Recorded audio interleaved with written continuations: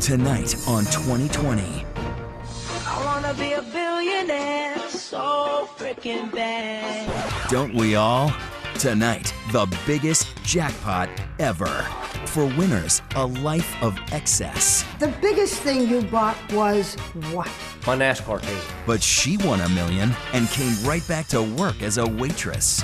Are people still giving you tips? But what if you had the winning lottery ticket and handed it to a man in a convenience store by mistake? It's disheartening. It's horrible. She fished her $1 million ticket out of a trash can. I did not believe it even when I took it to the lottery office. One man wins, then his boss tries to claim the prize. How those surveillance cameras tell all tales. And what numbers should you play? Your birthday. Your birthday, that's a terrible idea. The deep end of the lottery office pool. Is it full of sharks? Money changes people, it changes everything. Is your life going to change when the ping pong balls drop tonight? Lotto Frenzy. Be careful what you wish for. Good evening, I'm Barbara Walters. Well, the countdown begins 1 hour from now. A random selection of numbers may revolutionize your life in the biggest lottery ever in 44 states throughout the country. Somebody, maybe you, could win more than $500 million. They've been selling 13 million tickets per hour today. So what are your odds of winning? Slim. You are much more likely to be elected President of the United States. And yet tens of millions of us have bought tickets. Even I have with 7 colleagues. If you bought tickets too, stay tuned, because we're not sure that money does buy happiness. For some, it buys greed and jealousy. And yet for others, it buys peace of mind and fulfillment. So what's it like to win the lottery? It's disheartening. It's horrible. Okay, clearly we have a story here. Over the course of a 2-hour exclusive interview with Emily Leach, she laughed, cried, and pondered this simple question. If you had mistakenly given a lottery ticket to somebody, whose is it? Yours or theirs? I think it's mine because I paid for it. Let's begin by going back. 3 years ago, Emily was found to have a massive tumor on her pancreas. She lost weight, moved in with her mom, and had to leave her beloved job at the VA in California. When you came out of all of that, how much in debt were you? About $300,000. $300,000 in debt, no insurance? No insurance. Then in January, she pops into this convenience store in Mountain View to play the lottery. Never thinking you'd win anything? Never thinking I would win anything. Oh, she won a ton, $1 million with one ticket. What was that moment like? It was surreal. Now, by all accounts, Emily has a good heart, but she's a soft touch. Did people start contacting you? The first night that it aired, I received a call from a family member that I hadn't heard from ever, asking me to help pay off his house. He was going to lose his house. My biological father, who hasn't shown any interest in me in 15 years, is now a good friend of mine, I guess. You gave him money? He's my dad. What am I supposed to do? But now, here's where things start getting tricky. Last Sunday, she returns to the same store where she won her $1 million. That's her on the shop's surveillance cam. She says one of the 2 guys behind her recognizes her as a lottery winner and asks for help. What is he asking for? I've got kids to feed. It's wrong of me to ask, but I really do need the help. And he's crying. How do you say no to somebody that is asking you for help, knows that you hit the lottery, knows that you're up on your luck right now? Way up on your luck. Incredibly, she's going to buy another big winning ticket. Now here comes the crucial moment. Here comes the crucial moment. Flustered with tickets, money, and on the phone with her doctor, she gives both men $100. And she says, by mistake, her lottery tickets. The mystery man on the left thanks her and leaves. Your intention was what? To give him $100. $100 bill. If anyone had been next to you at that moment, would they have thought that you were giving him a lottery ticket as well? I would not think so, no. The store clerk has reported a slightly different story. She's sweet girl. But right now I don't know. She buy a $3 mega for two of them. She gives some two guys behind her. That's his ticket. No more her ticket. She lied. If that's what he thinks, then that's what he thinks. All I know is what I did, and I will be the first to admit that I got flustered. I shouldn't have been doing so many things at once, but I was just trying to help the guy. Oh, she helped the guy. The ticket Emily bought and the mystery man took turned out to be a $260,000 winner. This is the moment he finds out. When Emily found out this week, she filed a claim with the Lottery Commission, saying the money was hers, and that's when things turned nasty. I've experienced people calling my home, calling me a greedy bitch, and hanging up. Why do you want the money? I don't really. I just want him to say that I bought the ticket. I just want him to tell the truth. In fact, Emily has a deal for the mystery man, and we'll get to that in a moment. But first, a short diversion toward what we might call the curse of winning. Do you know who Jack Whitaker is? No. In this world we're living, it's hard to trust. Together, Emily and I watched an old 2020 story about Jack Whitaker, a big man who won big time. I was hoping I'd win it, but I never believed anybody could win it. Nearly $315 million. We won. What are we going to do? On Christmas Day 2002, Jack woke up with his stockings full of more loot than Santa could haul on his sleigh. Santa has chosen to stay in West Virginia. So how did this turn into this? You know, my wife had said she wished that she had torn the ticket up. Well, I wish that we had torn the ticket up too.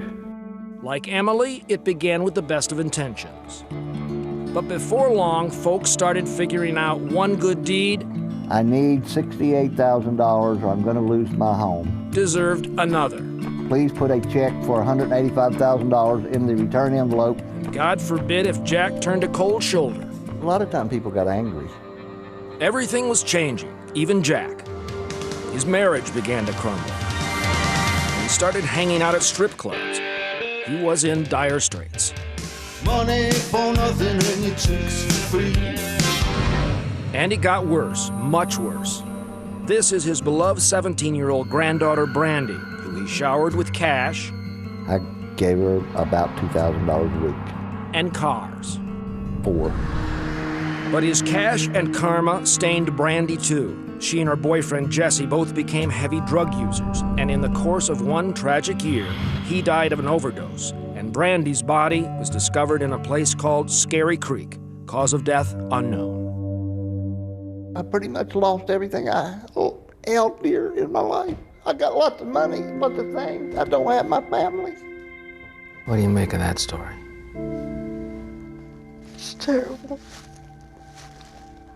It's terrible. I feel bad for him because he tried to do the right thing. And now Emily says she would like to do the right thing by offering to split the lottery winnings with the mystery man. Even so... Is there any part of you, Emily, that says to yourself, I'm just going to let this go. I've already had a blessing. I'm going to let this one go. But I want him to tell the truth. What could $500 million in winnings buy you? 2,000 new Ferraris, bright red. And when we come back, wading into an office pool, like the Lucky 7. Okay, who sued the Lucky 7 today? Because people kept coming out of the woodwork. Would you all share or all lawyer up? Lottery feuds, still to come. 2020 continues with the office pool. On the eve of the biggest Mega Millions drawing in history, nearly every single employee at Sheridan Ford in Wilmington, Delaware has put their hopes for vacation homes, new cars, college tuitions, early retirements in Lisa McKibben's hands. Perfect. Lisa was the leader of all the office workers, mechanics, the salesmen, You're in the $10 pool? Yep. All right. the chosen one to take their hard-earned cash $320 worth. Okay. and bring home the jackpot. whose idea was it to put all of that trust into this $540 million lotto? If we win, it was mine. If you win $540 million, how much are you taking home? $7.3 million. We've been on the phone all day doing the calculations. We've got about a 1 in 175 million chance of winning. Slim chance is better than no chance. But those slim odds, they're outweighed by fantasies of fat checks. You've seen those press conferences, the cameras flashing, the close-ups of stunned and smiling coworkers, the breathlessness of instant wealth. I thought, okay, what do we need to do? Because we now have a little piece of paper that's worth $12 million. And clutch it and don't right. and hide. Right. It wasn't just California elementary school principal Karen Pugh who clutched that check last year. It was a jackpot happily divided by everyone, from the janitors to the playground monitor. What else are you doing with the money you've won? Well, I bought an iPad in the first month. That was my big expenditure. Wait, an iPad? An iPad, yes. You win almost $500,000, right, and right. that was the big expense? Right, that was my first. But what so often starts out as tears of joy can quickly turn to tales of bad blood. Don't just give somebody $1 and just hope everything works out. Lawyer Eric Shane specializes in lottery litigation, and there's plenty of business out there. Once a pool wins, money changes the situation, money changes people, it changes everything. And I'm looking at the numbers and I'm looking at the ticket, and I said, holy I think we won the lottery. Jennifer Habib's California hospital pool was nicknamed the Lucky 7. They took home one of the biggest jackpots in U.S. history, $20 million apiece. But the aftermath was nothing like those happy lotto ads. Some hospital colleagues who joined the pool in the past thought they should have won and showed their resentment by suing. That caught us all off guard. For a while in our office, it was a standing joke, okay, who sued the Lucky 7 today? Because people kept coming out of the woodwork. While they successfully fought off the challenges, the acrimony made for some uncomfortable days at work. It's another set of problems bigger than what you may have had in your life before. Perhaps the most egregious of all, New Jersey's Amerigo Lopes. He bought the pool tickets for his fellow construction workers, and after he stopped showing up at work, the others found out they had actually won a $38 million jackpot. Lopes claimed he bought the winning tickets separately. Finally, his co-workers sued for their fair share and won. I think people that work together and are friendly just don't think maybe ahead of time of what could go wrong. Carol Hedinger of the New Jersey Lottery warns to avoid sharks in the office pool, sign a basic contract outlining the rules, and find a trustworthy, well-organized leader. If you have in writing who are the members of the pool and how much money they've put in, if you have copies of the tickets before the draw, if you know where the tickets were purchased and when, you've got an ironclad case. The leader must promise not to buy any personal tickets apart from the pool unless they let others know first. Set a deadline for collecting cash, figure out who holds the tickets and where, and decide in advance how to handle it if a pool member can't contribute that week. When those California elementary school winners played it safe, there were no fights. We have that comfort knowing that we're all going down this road together. We're not alone. And the strategy and perhaps the good karma worked not just once. They won the lottery twice. The car dealership in Wilmington is also making sure they don't lose their friendships if they win tonight's big prize. Following another of Commissioner Hedinger's tips, they've made copies of all the tickets and they have their wishes ready. Each of us could just build a house on our own island and we could be neighbors. And have rowboats. Rowboats and row to each other's island. To keep that dream alive, they're also keeping their lucky numbers protected, locked away until that precious jackpot is finally called. What could $500 million in winnings buy you? 116,000 round-trip flights to Paris, first class. When we come back, she handed off a winning ticket. Your intention was what? To give him $100, $100 bill. So who gets the money? And when you do, is it a curse? 2020 continues with Money Changes Everything. And the all-important Mondo Ball number is 21. It is the moment of delicious deliverance that tonight millions of Americans are dreaming about. Hitting the winning combo on a Mega $1 Million lottery ticket. No, Grandma, look! Grandma, we won the lottery! In the movie Lottery Ticket, the main character hits a $370 million jackpot. We won! But he finds claiming his riches is not so easy. All sorts of shady characters in his neighborhood come out of the woodwork to try to steal the prize. You probably won't get beaten up for your ticket, but as it turns out, winning can be half the battle. Between you and your cash often looms a whole treacherous obstacle course filled with really surprising threats, including people you never thought would be laying in wait to take your prize. First obstacle, the kind people at the very store where you bought your ticket. Check out what happened to this guy, Willis Willis. Yes, that is his real name. In May of 2009, Mr. Willis went to his local convenience store in Dallas, bought a ticket, and the clerk, a guy he knew and liked, told him the ticket was only worth $2. And I said, $2? He said, yes. You want another ticket? I said, no, give me $2. Willis later found out he was duped. The clerk, a local college student, cashed in the winning ticket himself for $1 million. I felt betrayed because it was someone that I knew and trusted. Now listen to what happened to Sharon Jones last July when she found a handful of discarded lottery tickets in the trash bin at the Super One-Stop store in Beebe, Arkansas. I did not believe it. I mean, it's just unbelievable. Digging through the trash for tickets was actually something she did all the time. In Arkansas, you can take used lottery tickets, go to the web, and redeem them for small prizes. But one of the tickets Sharon found was actually worth $1 million. I did not believe it even when I took it to the lottery office until the check came out. No one seemed happier for Sharon and her husband William than the manager of the store, Lisa Patrice, who Sharon considered a friend. Lisa even posed for a picture with a happy couple for the local paper and was quoted as saying, "They're really good people, they deserve it." And I was really happy, you know. And then somebody came knocking on my door with lawsuit papers.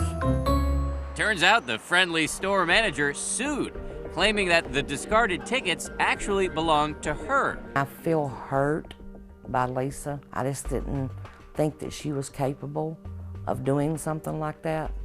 The whole thing has landed in court. Meanwhile, Jones's bank account has been frozen. I mean, my dreams had came true, and then all of a sudden they're shattered. But the obstacles facing a newly minted lottery winner extend well beyond the people at the store where the ticket's been bought. It can also include the people closest to you in the entire world, your family. In one famous family feud, Phyllis Klingabeel sued her own son, Michael, after he refused to share a more than $2 million jackpot. Well, how would you feel if your mother did this to you? And then there's the case that pitted sister against sister. 84-year-old Teresa suing 87-year-old Rose over a $500,000 winning Powerball ticket. Rose got to keep the money. They're still not talking. And now here's another obstacle on the route between you and your loot, your boss. Look at this surveillance video. You can see Tony Quatok and his girlfriend buying some Jingle Jumbo Bucks scratch-off tickets at a convenience store near Macon, Georgia. You can see how happy Tony is when he wins, $750 grand. But when it comes time to receive the check, who's this guy? That is Tony's boss, Eric Cervantes, smiling for the cameras. He went and asked me for money to get some beer and stuff. That's when I say, oh, and get a lottery ticket as well. That is not the way Tony sees it, and there is a fascinating twist here. Turns out Tony is an undocumented immigrant. He says he gave the lottery ticket to his boss, an American citizen, who promised to give him the winnings. Tony is now in a detention center. Él bien sabe que el ticket es mío. He knows the ticket is mine, he told us. He's just making up stories so he doesn't look bad. Earlier this month, after deliberating for just 35 minutes, a jury awarded Tony the money, plus punitive damages. But Tony is still in limbo. The case is on appeal, and he is facing deportation. But here's the good news. If you're persistent and you have a good lawyer, you can get past all the obstacles and finally claim your money. In the end, that's what happened to our friend Willis Willis. The clerk who stole his lottery ticket was indicted for fraud. And after a court fight, Willis was given $395,000. Today, he's living large. I go play golf every day. But other than that, I'm the same person I was when I won that ticket. What could $500 million in winnings buy you? If you're hungry, 125 million Quarter Pounders with cheese. Still ahead, how do you handle a lot of money with a big smile on your face? One winner reveals. I'll still go use coupons at the store. Millions of dollars and you clip coupons? Yes. And if you're this millionaire waitress, you go back to work. I love my job. It's my little home away from home. When we return. What will you do if your ticket comes up? An ABC poll online this week told us that 80% of you would quit your job. Good idea? Bad idea? You're about to meet a couple of instant millionaires who found their bliss in very different ways. Does money buy happiness? Well, 3 years ago, Joe Dinette won big.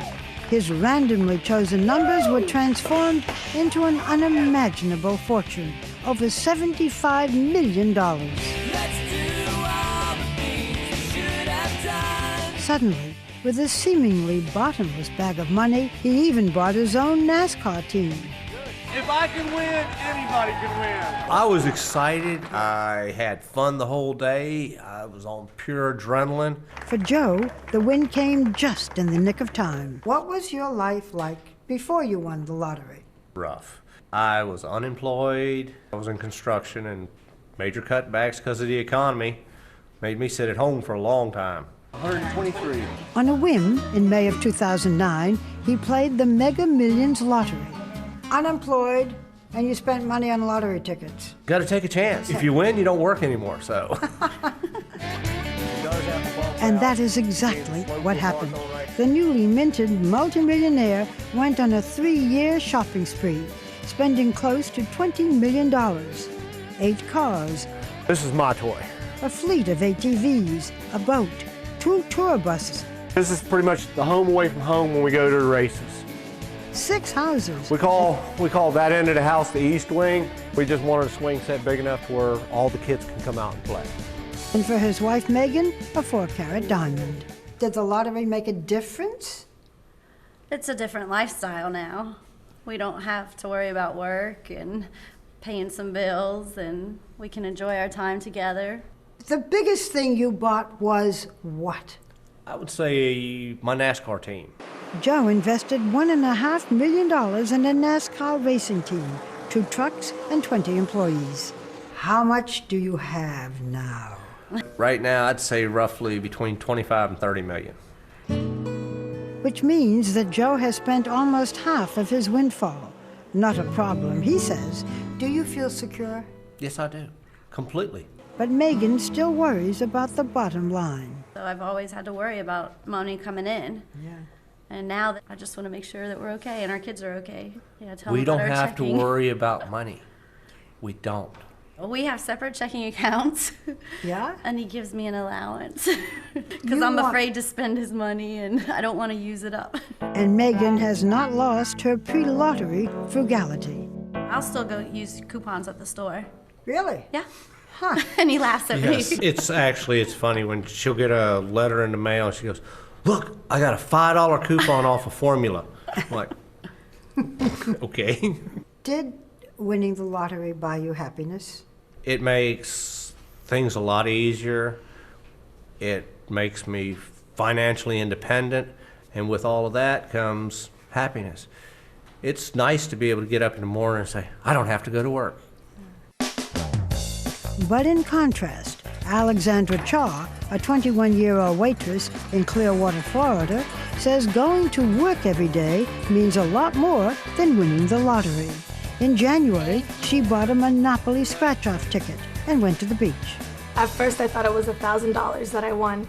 I was freaking out that I won $1,000, and then I kept scratching and there was more zeros. And I don't remember much from then. My body went weak. I couldn't move. I saw people starting to stare at me. So I called my boyfriend. He wasn't answering. So I rode my bicycle back home to tell him. But first I sat outside and got my thoughts together and tried to breathe. And I went inside and I asked him if he had any doubts about me. Yeah. You need to tell me now because I'm young and I need to move on. Yeah. And he said, yeah, I'm gonna marry you one day. Everything's gonna be okay. And then I said, yay, because I won $1 million. Good answer. After giving herself a day off, Alexandra returned to her waitressing job, Need any hot sauce or anything else? taking home $400 a week, including tips. Sometimes if it's a great week, 500, 600. Are people still giving you tips, even Yes, though they they know? give me more. I mean, they're proud of me. So it keeps me wanting to go back too. Keeping them coming to see me. You just made our day too. I love my job. It's my little home away from home. They become my little family, so it's more than just work. 2 days after the win, Alexandra waited for the money to be wired to her overdrawn bank account. It was funny because I was actually negative and I was trying to take my brothers out to lunch. And I said, oh, go through in an hour or so. By the time we're ready to pay our tab, it'll be in there. So we sat there and we just got some more food and hung out a little bit longer. You're sitting in the restaurant, you don't have the money for lunch. I know. You wait long enough and then there's $1 million in your bank account. Suddenly, flush with cash, Alexandra paid off her student loans. Did you buy anything for yourself? I bought myself a car. Anything else? A camera. So the money hasn't really changed your life? Not at all. Not at all? When we sit here and talk, it's still, is this real? Is this really happening? Yeah. I don't know if it'll ever feel real. I don't. I constantly check my bank account to see if it's there. And Alexandra still lives with her roommates, her boyfriend Nathan, and her dog Murphy. Go, Murph! Are you going to stay with the 4 roommates? Absolutely. Have you made new friends, lost friends, angered your roommates? Surprisingly, I had people tell me a lot of bad things that could happen, and so far everything is perfect. Alexandra, does money buy happiness? I think there's certain people that believe that money buys them happiness. I'm such a happy person. I believe that life is a gift. I ask myself, why is it me that won the lottery, the $1 million? Why me when I'm happy working all the time and supporting myself? I believe it was given to me because I'm going to do something great with it and because I just feel like this is the opportunity to start a new chapter and not look back. Still to come, they call it El Gordo, the fat one, the biggest lottery on earth. And all 250 people in this town won it, except for him. You're like the kid who didn't get any presents from Santa Claus. Exactly. The luckiest town in the world. 2020 continues with the big one.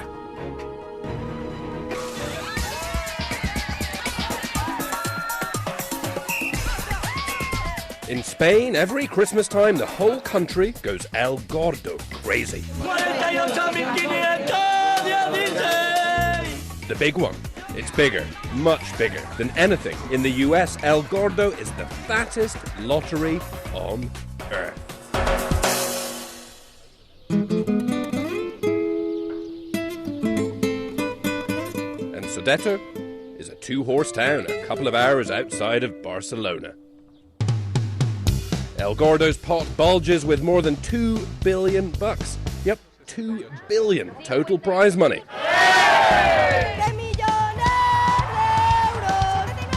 The live TV draw is a national event. 250 people live in Sodeto, and a whole lot of cows and sheep. Drought and economic woes have bitten hard.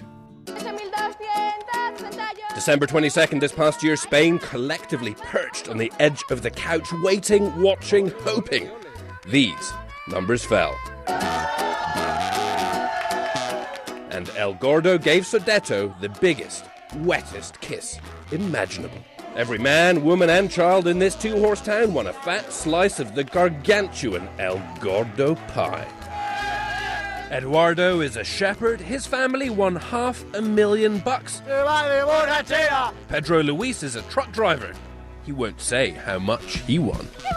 And that is Sandra. I was at work.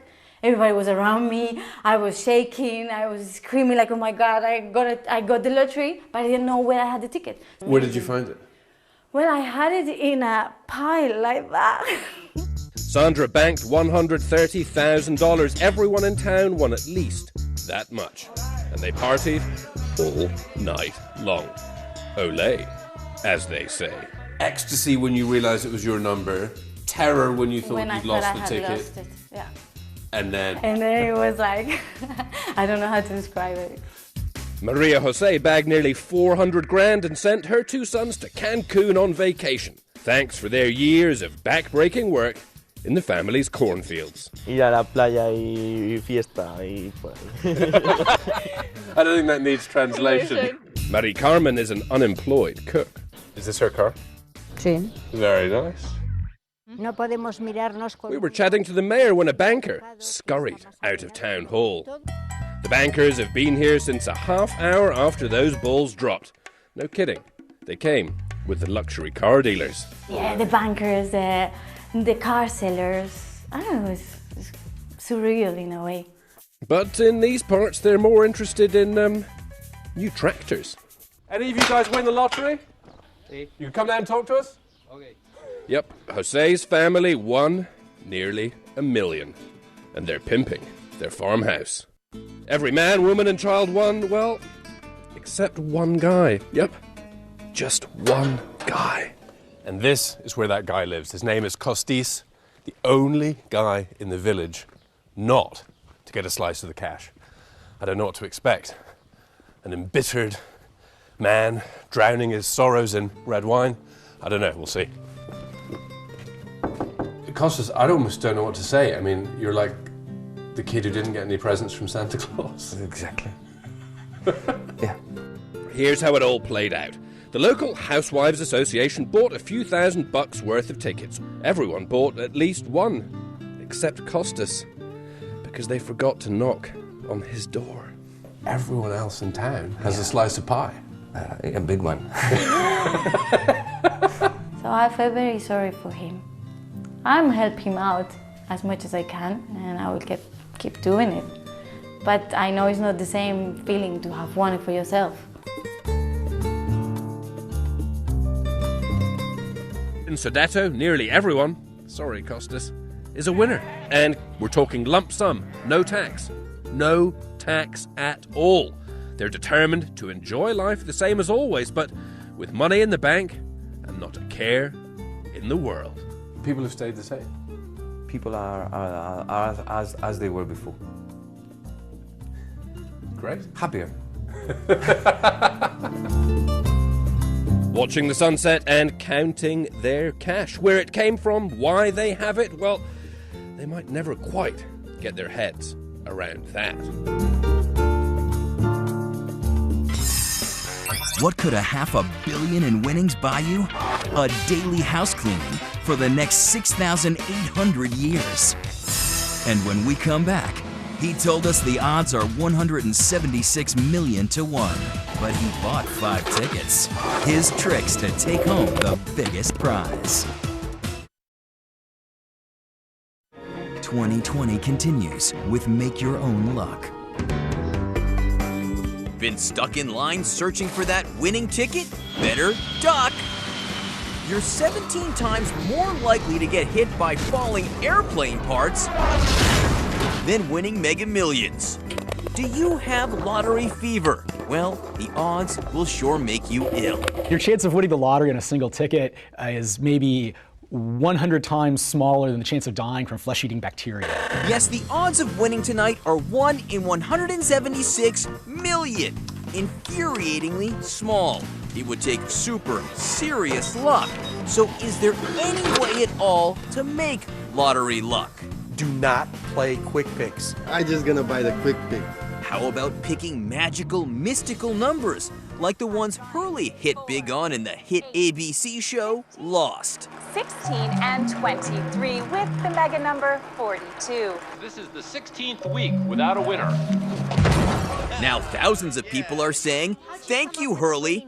Last year, more than 20,000 people played his numbers and won more than $150 apiece when 4 of the lost Lotto numbers popped up in the very real Mega Millions.